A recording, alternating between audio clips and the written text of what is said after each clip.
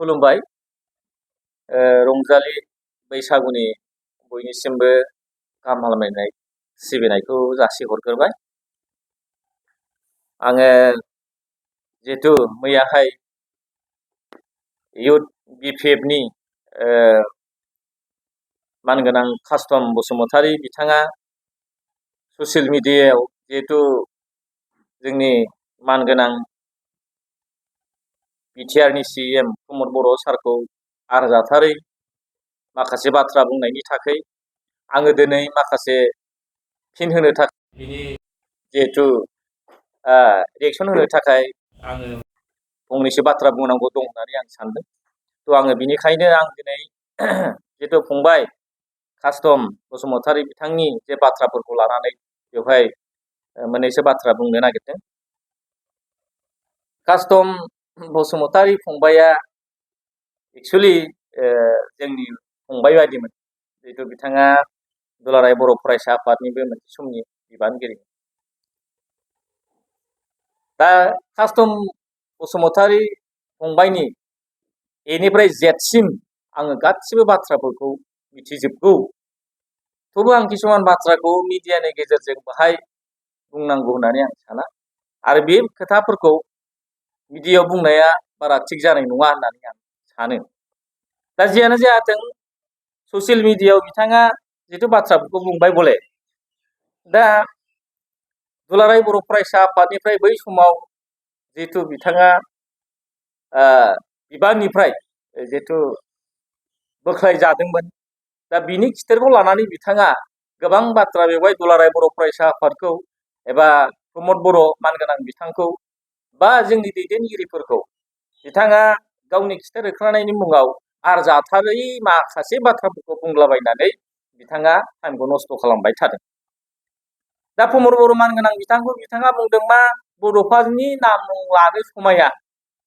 दा बिथांनि खामानि मावनायनि जे रिफारेन्स बे बाथ्राखौ लानानै बिथाङा बुंनो नागिरो जे आङो ओंखायनो बिथांखौ बुंगोन, प्रमद बर' मानगोनां बिथांखौ जुदि बड'फानि मुं लानो समाया बिथाङा जुदि बुंदोंब्ला, दा कास्टम बसुमतारी फंबायनि 17 बोसोरनि बिपिएफनि खामानि मावनायखौ बिथाङा एसे बोर लानानै जुदि बुङोबा फोरमायोबा बेवहाय साबसिन जायो रायलायनो। दा बिथाङा बुंदों बड'फानि नाम लानो समाया प्रमद बर'आ। दा हाग्रामायावनो बिथाङा सोंनानै नायग्रोबा मोजां।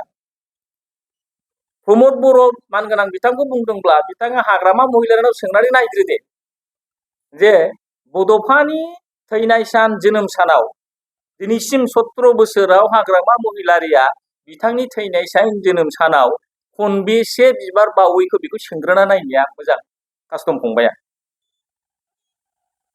बड'फानि जोनोम सान थैनाय सानावथ' बाद दोनबाव, बिएलटिनि फाउन्डार चेयारमेन सिलागां बसुमतारी बिथांनि जोनोम सान, बिथांनि थैनाय सानाव सासे बिएलटिनि दैदेनगिरि मानगोनां हाग्रामा महिलारि बिथाङा बिर सिलागांनि थैनाय सानाव खनबेसे बिबार बावैखौ बेखौ सोंग्रोना नायोबा मोजां कास्टम फंबाय। नोङो मिन्थिया हसिया किसुमान बाथ्राफोरखौ दायो बुंनो जिथु लादोंबा जों बुंनो गोनां बाध्य जायो। बुंनो नागिरदों जे कन्ट्राक्टरफोरा गोबां गाज्रि मोनबाय, बेखौ नोंथाङा गुबुंले दैयाव थब्ल'नानै सानस्रिनो नागिरबा जानाय नङा। कास्टम फंबाय, नोंथाङा बे दैस्लुङाव थब्ल'नाय बायदि बे बाथ्राखौ बुंनानै रिफारेन्स खालामनो नागिरदों। सोर बबे कन्ट्रेक्टरा सोर बबे मोजां बबे गाज्रि बेखौ नोंथाङा बासिनो नाङा। दिनै नोंथाङा बिनि एन्सारखौ हो। 17 बोसोर दैदेननाय सरकाराव 5.25 कौटि जे लाइबिलिटि बिपिएफ सरकारा गालांदोंमोन। दिनैबो बे बिथांमोन कन्ट्रेक्टरफोरा दिनैनि प्रमद बर' दैदेननाय सरकारनि जिहेतु बे सरकाराव जौगालु खामानि मावनायनि दारै जे प्रमद बर' बिथाङा लाइबिलिटियानो जा कन्ट्रेक्टरफोरनो जा नै पर्यायक्रमे दिनै मानगोनां प्रमद बर' बिथाङा बिलखौ पर्यायक्रमे दिनै होगासिनो दं, मोनगासिनो दं। नोंथाङा बिनि हिसाबखौ ला, मोजाङै नोंथाङा ला। आरो दिनै नोंथाङा बुंदों गुबुन जायगानि कन्ट्रेक्टरा बेहाय खामानि मावफैयो। नोंथाङा मिथिना मिथिया जे बेवहाय दिनै ग्लबेल मोनसे टेन्डार जायो, आरो जाय ग्लबेल टेन्डाराव जायफोर कन्ट्रेक्टर बिथांमोनहा जायफोरहा क्रिडेन्सियेल दं, जायफोर क्रिडेन्सियेल गोनां कन्ट्रेक्टर बिथांमोनहा बे ग्लबेल टेन्डाराव कन्ट्रेक्टरफ्रा खामानि मावनो मोनगासिनो दं आरो बेखौ रावबो हमथानो हाया। दा बेवहाय खामानि मावनायनि बेलायाव नोंथाङा बेखौ लानानै राजनिति खालामनो नाङा। बेखौ नोंथाङा जेरै मिथिगौ जोंबो मिथिगौ आरो रायजो राजाफोरा मिथिगौ। दा नोंथाङा गोबां बाथ्रा बुंदों जे लाइमोनफ्रा प्रमद बर' मानगोनां बिथांखौ गाज्रि मोनबाय, सोंखारिबाय, नानानथा बाथ्राफोरखौ लानानै नोंथाङा गोबां बाथ्रा बुंनो नागिरदों। आं बुंगोन दिनै मानगोनां प्रमद बर' बिथांखौ दिनै जों बाख्नायनांगोन। लाइमोनफोरनि थाखाय दिनै प्रमद बर' मानगोनां बिथाङा गोबां हाबाफारि लादों। जेरैहाय नोंथाङा नाय बिर सिलागां स्टेडियाम, आं दहाय गिबियावनो बुंदों जोंनि बिएलटिनि फाउन्डार चेयारमेन मानगोनां बिर सिलागां बसुमतारी बिथांखौ मानगोनां प्रमद बर' बिथाङा दिनै स्वीकृति होदों। लाइमोनफोरनि मुङाव मोनफ्रोमबो समस्ति खुनु बिटिसिनि मोनसेबो बियाबा दिनै बाद थालाङाखै। मोनफ्रोमबो बिटिसि बियाबनि कन्स्टिटिउएन्सिफोराव बिर सिलागांनि मुङाव कौटि कौटि थाखाजों बिथाङा दिनै माने स्पर्ट्सनि स्टेडियाम बिर सिलागांनि मुङाव स्टेडियाम बिथाङा बानायगासिनो दं। नोंथाङा नुदोंना? नोंथाङा नुवाखैबा मोजाङै बिनि सायाव तदन्त खालामनानै नाय। दिनै स्पर्ट्स जायफोर लाइमोन गेलेगिरिफोरनो थाखाय प्रत्येक डिस्ट्रिक्टआव 100 जन करिया दिनै स्कलारशिप होदों। नोंथाङा नुदोंना? प्रमद बर'नि दैदेननाय सरकाराव बे जागासिनो दं। नोंथाङा खोन्था 17 बोसोराव हाग्रामा महिलारि सरकार दैदेननाय सरकारा लाइमोनफोरनि मुङाव माबा बिमुं दोननानै बेबायदि जोंनि जिहेथु लाइमोन गेलेगिरिफोरनि मुङाव माबा मोनसे आसुरि लादोंना? नोंथाङा खोन्थानानै हो रायजो राजाफोरनो। दिनै स्पर्ट्स आइटेमनि बेलायाव गोबां दिनै मानगोनां प्रमद बर' बिथाङा फुटबल राननानै होदों क्लाबाव, मोनसेबो क्लाब थालाङाखै। क्रिकेट गेलेग्रा क्रिकेटनि आइटेमफोर बिथाङा राननानै होदों, भलिबलनि आइटेमफोर राननानै होदों, बिथाङा हकिनि आइटेमफोर राननानै गोबां जोङो बुंथ्र'नो हायै मानगोनां प्रमद बर' बिथाङा बेबायदि आसनि लानानै दिनै लाइमोनफोरखौ खामानि मावहोगासिनो दं। नोंथाङा मोजाङै तदन्त खालामनानै नाय। नलेज फेस्टिभेल खालामदों, आं दहायनो गिबियाव बुंखांबाय। लाइमोनफोरनि थाखाय दिनै क'क्राझाराव दिनै जों मोनसे क्रेडिट, दिनै क'क्राझाराव दुरान्ड काप जादों। लाइमोन गेलेगिरिफोरनि थाखाय बियो मोनसे क्रेडिट। जों खावलायो नोंथाङा जोंनि मानगोनां प्रमद बर' प्रमद बर' दैदेननाय बिटिआरनि सिएम मानगोनां बिथाङा दिनै जिबायदि लेभेलजों थांगासिनो दं, जे जों रुटजों जों थांगासिनो दं, बर' रायजो राजाफोरनि जौगानाय, गोजोन खौसेथि, हाजार हाजार लाख लाख मानसिफोरनि अनसायनाय मोननानै दिनै मानगोनां प्रमद बर'आ मोनसे मोजां जे सरकार, बे सरकारखौ खुंगासिनो दं। बेवहाय नोंहा बुंनायनि जेबो हाद गैया। मानोना नोंथाङा गाव हारसिङैनो बिथिक्रम जानानै जोबस्रांनाय मानसि। दा नों बायदि सासे मानसिया मानगोनां प्रमद बर' दैदेननाय सरकार एबा पार्सनेल प्रमद बर' मानगोनां बिथांखौ बुंलाबायनाय, अश्लील भाषाजों बिथांखौ अपमान होनो नागिरनाय आरिनाय, राजनिति आदाय खालामनाय, बे जेबो मिन खालामा। बरंस नोंथाङा मानगोनां प्रमद बर' बिथांखौ बिदि बुंबाय थानायनि गेजेरजों नोंथाङा गाव हारसिङैनो नोंनि मान सन्मान जाखिनि बासिनानै दंमोन, जा एसे मान सन्मान दंमोन, बेखौबो नोङो डेस्ट्रय खालामनानै नों फोजोबस्रांनानै लानो थांगासिनो दं। साननो रोङा जाय मानसियाल'नो 1निफ्राय 10-12ल' साननो रोङो, बे मानसिया दिनै प्रमद बर'नि बाथ्राखौ नाम लानो समाया। आंथ' सानो प्रमद बर'ल' नङा, बड'फानि बाथ्राजों बादो प्रमद बर'खेने बर'नि दैदेनगिरिफोरनि खोथाखौ मुंखौ कास्टम फंबाया लानोनो समाया। माबोरै नोंथाङा नाय, 17 बोसोराव नोंनि बिपिबा मा मावदों आं बेखौ खोन्थानो।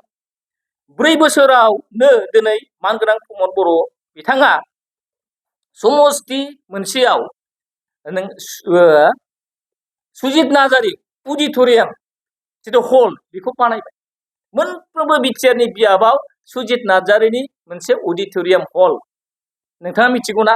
बिनि अनगायैबो गोबां हाबाफारि लादों।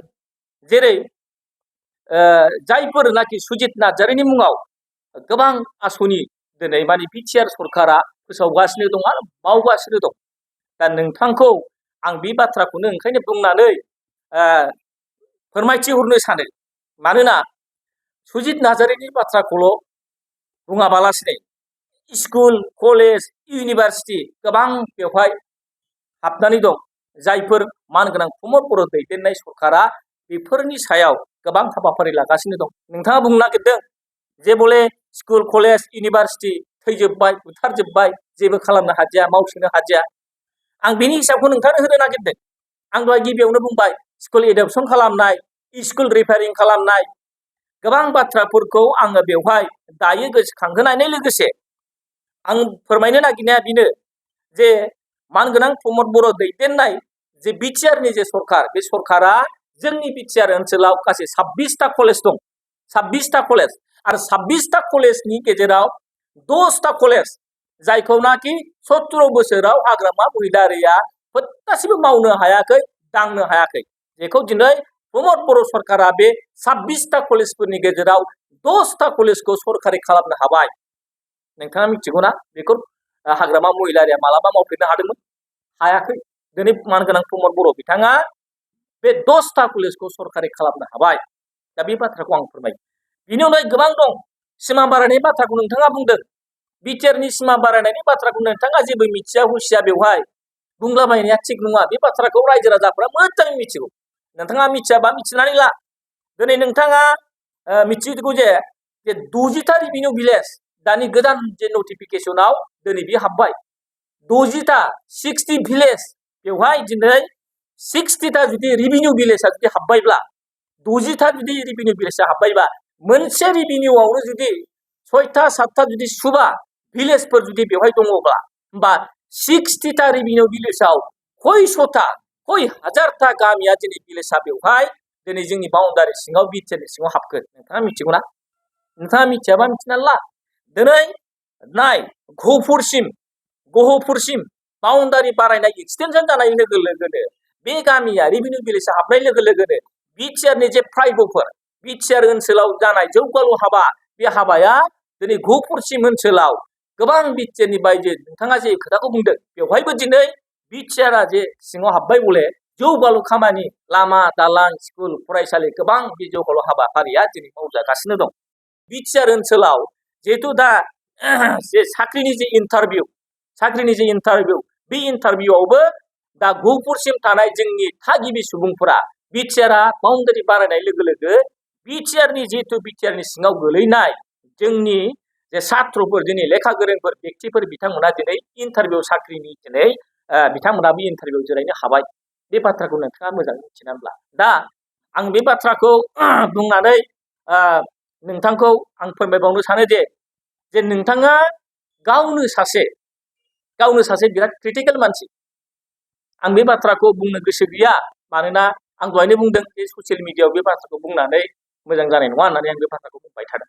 जे गावनो सासे क्रिटिकेल। नोंथाङा बे बाथ्राखौ गोसोखांनानै ला। नोङो पार्सनेल लाइफआवनो जेबो गैया।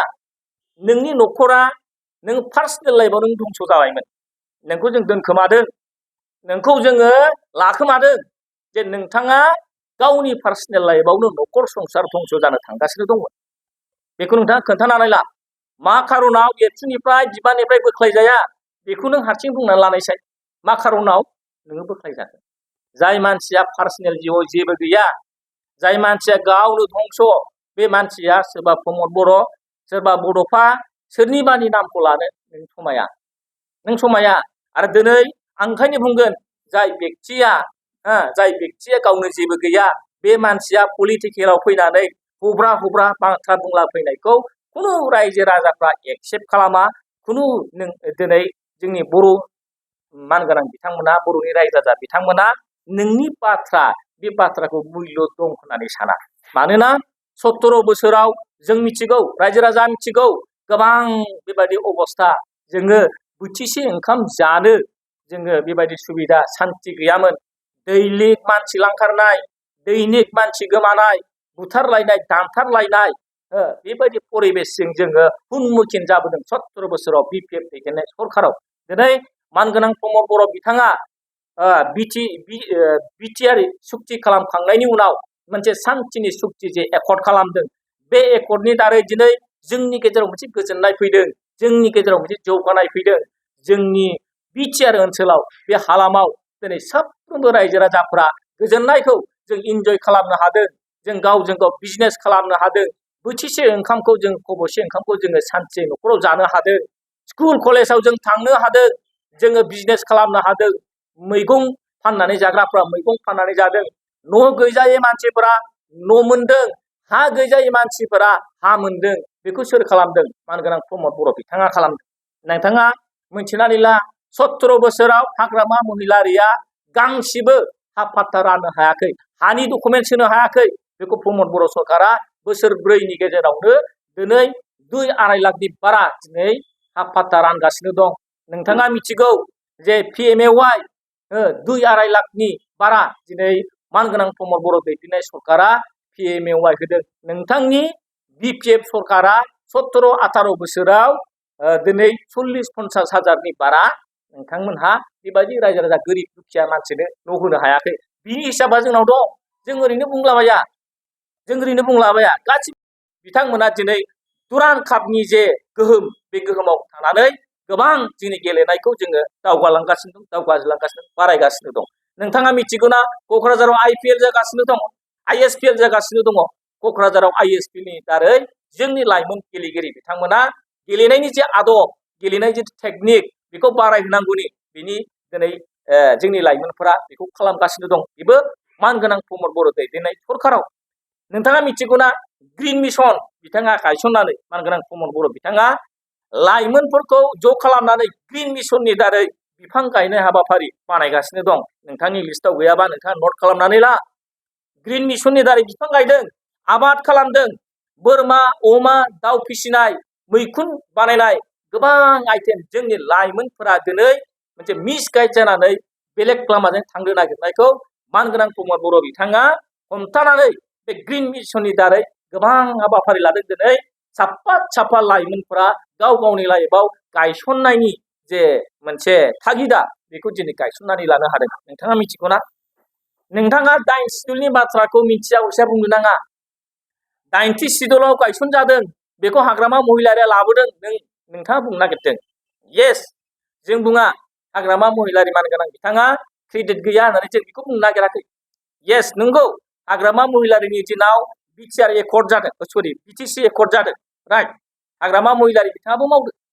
नाथाय नोंथाङा मिथिना मिथिया जे बर' रावनि थाखाय गोबां बोसोर बर'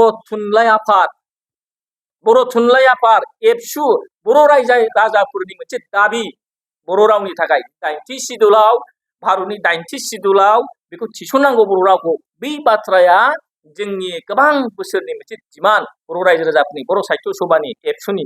दिनै BTC एकर्डनि दारै बे जिनिसा बे एकर्डनि दारै फैफादों।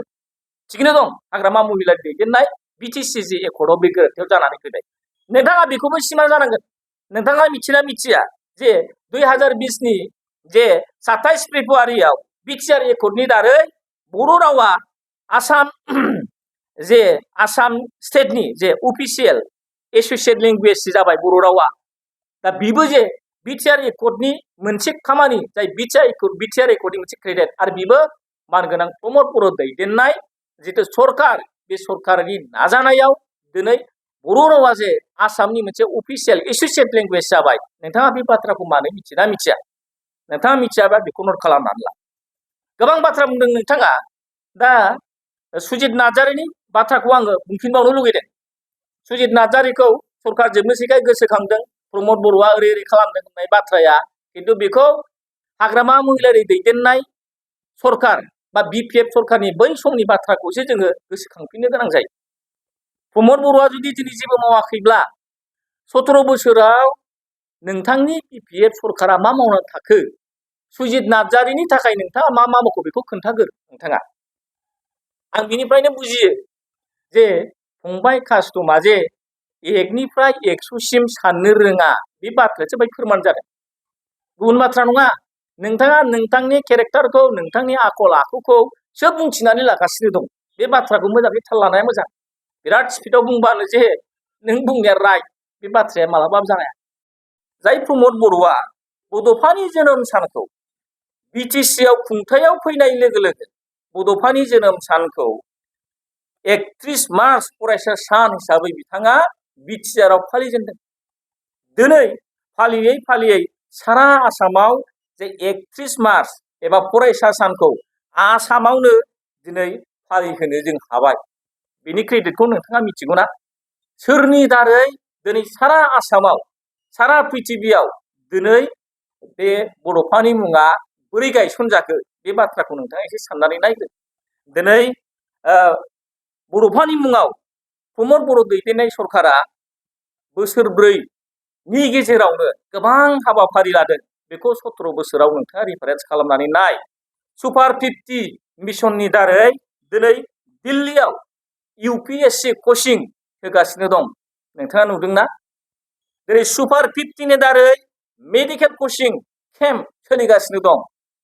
दिनै सुपार 50नि दारै इन्जिनियार कचिं जों होगासिनो दं। बा UPPL जे प्रमद बर' दैदेननाय सरकारा दिनै बे कचिंखौ होगासिनो दं। आरो बड'फानि मुङाव सानथ्र'हायै नोंथांनो जों दिनै फोरमायनो हायो। नोंथाङा जुदि गियानि बेक्तिबा, नोंथाङा जुदि बुजिना बेक्तिबा, नोंथाङा नट खालामनानै ला, नोंथाङा बुजिनानै ला।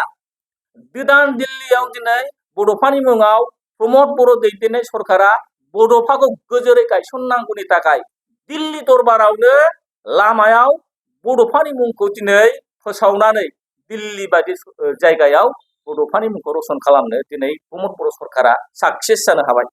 आरो बेल' नङा, बरागारियाव मडेल भिलेज गायसननानै जे बड'फानि जोनोम जायगा, बे जोनोम थावनियाव मडेल भिलेज गायसननानै दिनै प्रमद बर' दैदेननाय सरकारा बरागारि गामियाव जौगानायनि थाखाय गोबां अनुस्थान बिदि गायसननानै दिनै लेखा फरायनायनि, खामानि मावनायनि, आबाद खालामनायनि बेबायदि थासारिखौ दिनै खालामगासिनो दं।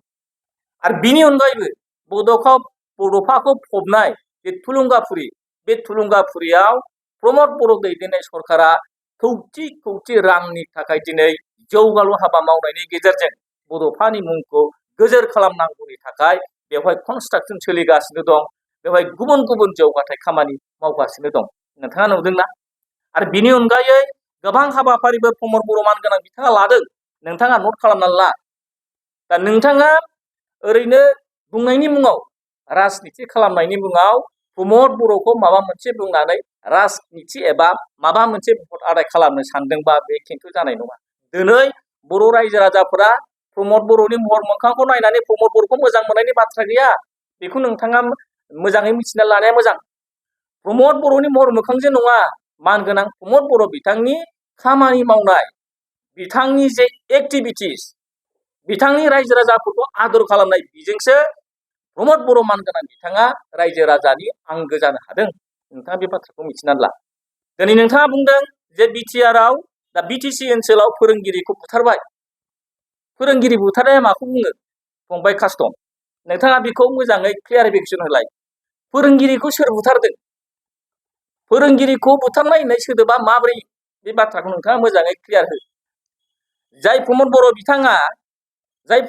बिथाङा 200निबो बांसिन स्कुल रिपेयारिं दिनै खालामगासिनो दं। फोरोंगिरिफोरनि सायावनो बिथाङा नायबिजिरनानै रोजा रोजा फोरोंगिरिफोरखौ दिनै एपइन्टमेन्ट होगासिनो दं, फोरोंगिरि थिसनगासिनो दं। नोंथाङा बेखौ मिथिना मिथिया? गोबां एडिशनेल क्लास रुम बानायदों। टिचार एक्सप्लजार भिजिट खालामना गोबां जायगाफोराव फोरोंगिरिफोरनि जि एक्सपिरियेन्स बेखौ बारायदों। गंफ्रोमबो फरायसालिफोरखौ स्कुल एडप्सन खालामनानै स्कुलनि गोनांथिखौ, नांगौथिखौ दिनै मानगोनां प्रमद बर' बिथाङा खालामगासिनो दं। आं दहाय गिबियावनो बुंदों सुपार 50नि गेजेरजों गोबां हाबाफारि लागासिनो दं। बिनि अनगायैबो गियान सोरां, आलारि सोरां, गुबुन गुबुन जे बिथिंनि गेजेरजों स्किमनि दारै जोंनि फरायसाफोरखौ, जोंनि सोलोंसाफोरखौ फरायनायाव, दावगानायाव, फरायसालियाव फोरोंगिरिफोरखौ बेबादि हेल्प खालामनो थाखाय बिटिआर सरकारा, जोंनि प्रमद बर' सरकारा अनलि 4-5 बोसोरनि गेजेराव दिनै प्रमद बर' मानगोनां बिथाङा साक्सेस जादों। बेखौ नोंथाङा 17 बोसोराव नोंनि हाग्रामा महिलारि दैदेननाय सरकारा बेसेबां खामानि मावनो हादों, बिनि सार्टखौ नोंथाङा फरायनानै खोन्थालाय कास्टम फंबाय। दा बे बाथ्राखौ नोंथाङा इमोसन जानानै बुंनाङा। मानसिया इमोसनजों थांनो नाङा।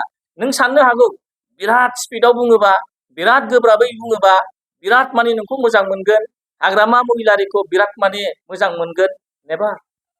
आं बुंगोन 17 बोसोराव नों हाग्रामा महिलारि दैदेननाय बिफेबा दिनै जौ जुवा, जोंनि लाइमोनफोरखौ बेबायदि एन्टि ससियेल एक्टिभिटिसनि गेजेरै जौ लोंनाय, जुवा गेलेनाय, थास गेलेनाय मेलायाव बाहायनानै 17 बोसोराव बर' लाइमोनफोरखौ दिनै हाग्रामा महिलारिया धंस खालामदों, फोजोबस्रांदों। जोंनि लाइमोनखौल' नङा, जोंनि ससाइटिखौनो, बर' जाथिखौनो मोनसे धंस खालामनो थांगासिनो दंमोन। बेखौ प्रमद बर' मानगोनां बिथाङा रक्षना बेखना होनानै दिनै जोंनि बिटिआर सरकारा हमथानो हादों।